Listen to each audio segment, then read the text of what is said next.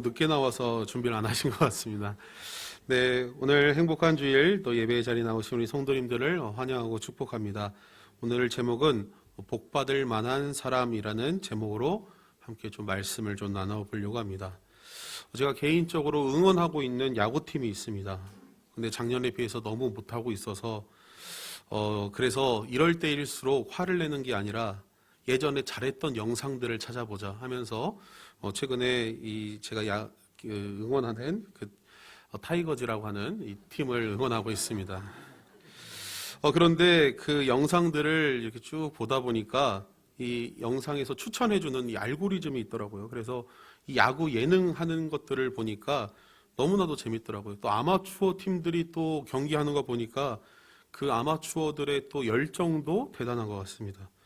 근데 이 야구 예능 중에 한 가지를 본 것이 너무나도 기억이 남는 것이 이 야구 예능에서 어떤 한 선수가 이 투수가 감독님 옆에서 이 다음 경기를 뛰기 위해서 계속 이 어깨 마사지를 이렇게 막 하고 있었습니다. 어깨를 풀려고 계속 마사지를 한 거죠. 계속 만지면서. 근데 그 모습을 보고 한 코치가 이게 감독이 준 사인이구나 라고 알아들어서 이 감독이 이사 만루에 이 히트앤런이라는 이 홈스틸을 시도했습니다. 그래서 이 감독이 이닝이 끝나고 결국에 득점에 성공은 했지만 이 감독이 이닝이 끝나고 이 코치한테 가가지고 왜 도대체 이렇게 무모하게 선택을 했냐 막 혼내니까 나는 사인을 봤다 라고 하면서 이 선수가 옆에서 감독 옆에서 계속 어깨를 만지길래 나는 그 사인을 전했다 막 하면서 이게 막 그 예능으로 나오더라고요. 근데 결국 그 잘못된 사인으로 득점을 해서 경기에서 승리한 아주 재밌는 그런 야구 예능을 본 적이 있습니다. 어떤 사람은 죽으라고 뛰어도 아웃을 당하고 어떤 사람은 어깨를 마사지하려고 어깨를 만졌더니 그 경기의 승리의 터닝 포인트를 이 사람이 맞이한 사람이 있었다라는 것입니다. 속된 이야기로 어떤 사람은 하는 일마다 잘 되고 어떤 사람은 하는 일마다 아쉬운 사람이 있습니다. 어떠한 사람은 어떠한 이 실력적인 부분, 또 운적인 부분도 사실 작용할 수 있겠죠. 근데 모든 일들이 잘 되는 사람들은 분명히 다른 점이 있다라는 것입니다. 모든 사람들이 다 잘 될 수는 없지만 대체적으로 잘 되는 사람들은 그 삶들을 보면은 대체적으로 이 사람이 이 사람은 복받을 만한 사람이구나 우리는 느껴진다라는 것이죠. 그 사람이 운이 좋아서 복받을 만한 사람이다라고 이야기하려고 하는 것이 아닙니다. 풍성한 축복을 받을 만한 사람은 준비되어 있는 사람입니다. 어떤 한 다큐멘터리를 봤는데 사막에서 한 가이드가 이 페트병에 물을 모래에다가 이렇게 쏟았습니다. 우리가 대부분 아는 상식에 이 모래에 물을 쏟으면은 물이 흘러내리든지 아니면 이렇게 골고루 퍼지죠. 그런데 이 사막의 모래는 정말로 특이한 것이 무엇이냐면은 물을 쏟으니까 그 물을 다 머금어서 모래를 쏙 빼니까 모래가 그대로 빠지는 겁니다. 받을 준비가 되어 있는 사람은 받을 만한 사람은 풍성함을 누리는 것입니다. 사실 오늘 말씀도 그런 말씀입니다.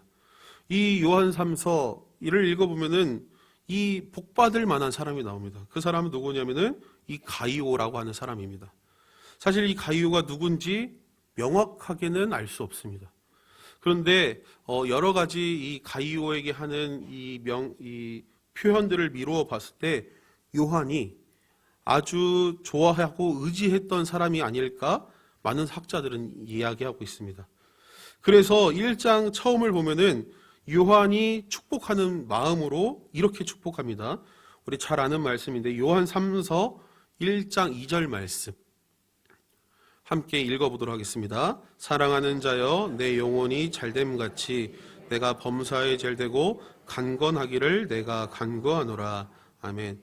내 영혼이 잘됨같이 범사에 잘되고 그것을 간구한다라고 축복하고 있습니다. 우리나라에서도 우리 한국에서도 한참 이 삼박자 축복이라고 해가지고 이 축복을 이 놀라운 이 축복을 받아라 막 하면서 이게 퍼져나갔죠. 근데 사실은 이 말씀에서 중요한 것은 진짜 축복이 어디에 포인트가 가 있냐라는 것입니다. 범사에 잘 되는 것도 중요하죠. 강건하는 것도 중요하죠.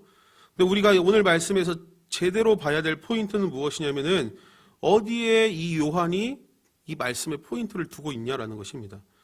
오늘 말씀에서 포인트, 이 전제가 되는 말씀은 무엇이냐면은 영혼이 잘됨 같이입니다. 복받는 사람, 복받을 만한 사람은 영혼이 먼저 잘 돼야 된다라는 것입니다. 세상적으로 뛰어나고 운이 좋고 범사에 잘 되어도 영혼이 병든 사람, 형통한 삶을 누리기 어렵다라는 것입니다. 하나님은 우리의 영혼이 잘됨에 있어서 이렇게 이야기합니다. 우리 시편 42편 1절 말씀도 함께 좀 읽어보도록 하겠습니다. 시편 42편 1절 말씀입니다. 하나님이여 해물을 찾기에 갈급함 같이 내 영혼이 주를 찾기에 갈급하나이다. 아멘. 목마른 사슴이 시냇물을 찾듯이 내 영혼이 영원한 이 생명수를 찾기 위해서 노력해야 된다라는 것입니다. 우리의 영혼은 죄로 인해서 병들어서 무너져서 온전히 하나님을 만날 수 없는 상황입니다. 그런데 예수 그리스도로 인하여서 내 영혼이 다시 회복될 수 있는 은혜를 주시고 성령님으로 인하여서 우리 영혼이 망가진 이 기능들이 회복될 수 있는 은혜를 주셨습니다. 복받을 만한 축복의 사람은 내 영혼이 강건한지 하나님께 묻는 삶입니다. 내 영혼이 잘됨에 갈급함이 있어야 되는 것이죠. 목마른 사슴이 시냇물을 찾듯이 이 갈급함이 있어야 된다라는 것입니다. 제가 새벽에 설교하면서 여기 앞에 앉아서 기도하면은 정확하게 무슨 기도인지 무슨 소리인지는 정확하게 들리진 않지만 그 갈급한 그 신음의 소리, 하나님을 찾는 소리, 그 소리를 들으면은 정확하게 무슨 이야기인지는 모르겠어요. 무슨 기도인지는 모르겠지만 은혜가 됩니다. 아, 정말 우리가 어떻게 하나님을 찾아야 될지, 어떻게 갈급하게 하나님을 찾을지 그 소리를 들으면은 정말 은혜가 됩니다. 근데 나는 내 영혼의 잘됨을 위해서 주일 성수도 하고 새벽에 나와서 기도도 하고 예배 때마다 나와서 기도하는데, 근데 사실은 우리가 우리의 자녀를 위해서 또 손자 손녀들의 영혼을 위해서 진짜 복받은 사람이 영혼이 잘 돼야 된다라고 이야기해주고 계십니까? 오늘 말씀은 과연 우리는 나 잘 되고 잘 먹고 잘 사는데 과연 우리는 우리의 자녀들과 우리의 손자 손녀들을 위해 진짜 복받는 사람이 무슨 삶인지 말씀하고 있냐고 묻는 것입니다. 저도 사실은 원래 이 잔소리를 하거나 싫은 소리를 거의 하지 않습니다. 특히 이 중고등부 학생들 이 예배 자리에 나오고 거기에 나와서 졸고만 있어도 얼마나 감사한지 모릅니다. 아이들이 문자 했는데 답장을 해주면 감격스럽기까지 합니다. 그런데 작년 여름 수련회 또 올해 이 겨울 수련회를 경험하면서 들은 생각이 잔소리 같아도 아이들의 영혼이 잘 되는 것이 무엇인지 좀 가르쳤으면 좋겠다라는 마음이 들었습니다. 저희 교회 새벽에는 한 15분 정도, 주일은 한 25분 정도, 수요일 날은 한 30분, 40분 정도 설교가 진행이 되죠. 한 번씩 저희 교사 선생님들한테 죄송한데 아동부는 한 20분 정도 설교를 합니다. 저희 중고등부는 한 35분에서 40분 정도 설교를 합니다. 애들이 지겹다고 애들이 한 번씩 이야기할 때 있습니다. 재미가 없다. 근데 사실은 저도 알죠. 애들 재밌게 해주고 동영상 보여주고 하면은 저도 재밌는 거 압니다. 저도 준비하면서 재밌죠. 그런데 과연 재밌게 하는 것이 이 아이들의 영혼을 위해서 좋은 것인가? 생각이 들었습니다. 사실 재밌게 하는 것이 좋은 추억은 될 수 있겠죠. 근데 아이들 영혼을 위해서 애들이 좋아한다고 설교를 짧게 하고 놀고 먹을 거 먹고 사실 그게 중요하지 않다라는 것이 저에게 좀 느껴졌습니다. 그래서 시험 시간 때마다 시험 기간 때마다 이야기합니다. 너희들은 꼭 1등을 해야 된다. 100점 막도로 노력해야 된다. 그게 우리 하나님이 너희에게 주신 사명과 비전을 발견하는 방법이다. 아멘은 우리 학부모님들만 하고 계시죠. 네. 사실은 친구들이랑 카페에서 놀고 노래방 가서 놀고 지금은 너희들이 그런 거 할 때가 아니다. 하나님이 너희에게 주신 사명은 지금 학생으로서 공부하는 거야. 이야기하면은 아이들이 설교 끝나고 찾아옵니다. 잔소리하지 말라고.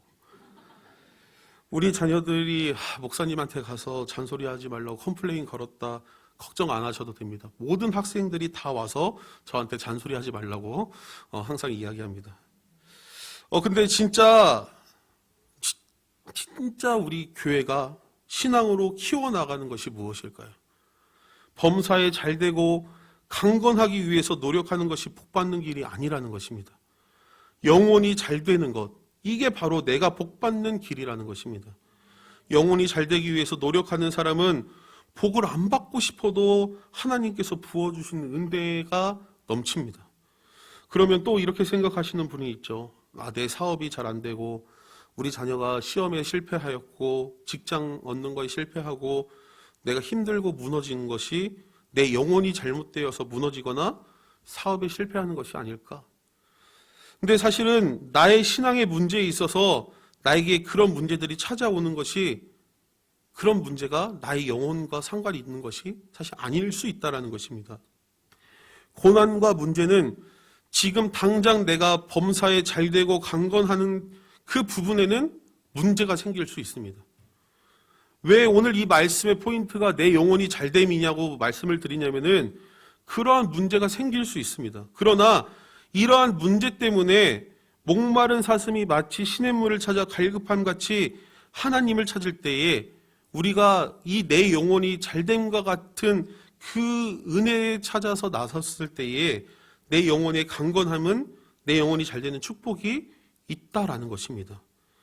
다시 말해서 영혼이 잘 되는 복을 받을 만한 사람은 예수 그리스도로 만족하는 삶을 산다라는 것입니다. 범사에 조금 안 되더라도, 내 사업에 문제가 생겼을지라도, 내가 생각하는 그 범위보다 조금 잘 못 될지라도 내 영혼이 잘 되면은 예수 그리스도로 만족하는 그 삶 가운데에서 우리는 만족한 그 축복을 받으며 살 수 있는 것입니다. 그러니까 예수 그리스도로 충만한 사람은 인간적으로 또 속된 말로 조금 못 사는 것 같아도 행복해 보입니다. 조금 직업이 안 좋아도 범사에 잘 되고 자녀들이 잘 돼요. 원하지 않습니다. 자녀들 보면 착합니다. 성품이 좋아요. 이게 세상에서는 어떻게 설명할 수 없는 부분입니다. 예수 그리스도로 충만한 사람은 그 사람은 복을 안 받고 싶어도 받을 수밖에 없는 축복이 있다는 것입니다. 이 5월 가정의 달을 맞이하여서 우리가 좀 기억해야 될 것은 우리 가족들이 복받을 만한 가족들이 되기를 소망합니다. 영혼이 잘 되는 축복이 있기를 소망합니다. 먼저 우리가 이 목마른 사슴이 시냇물을 찾아 갈급함 같이 우리의 영혼이 잘 되는 귀한 은혜가 이 연휴 가운데에 그냥 나가서 노시는 데에만 집중하는 것이 아니라 아이들에게, 자녀들에게, 손자, 손녀들에게 영혼이 잘됨이 무엇인지 가르치는 귀한 은혜가 있기를 소망합니다. 그래서 예수 그리스도로 충만하여서 오늘 하루도 승리하며 나아가는 귀한 은혜가 있기를 소망합니다. 함께 우리 충만이라는 찬양 함께 찬양하시면서 우리가 기도로 더욱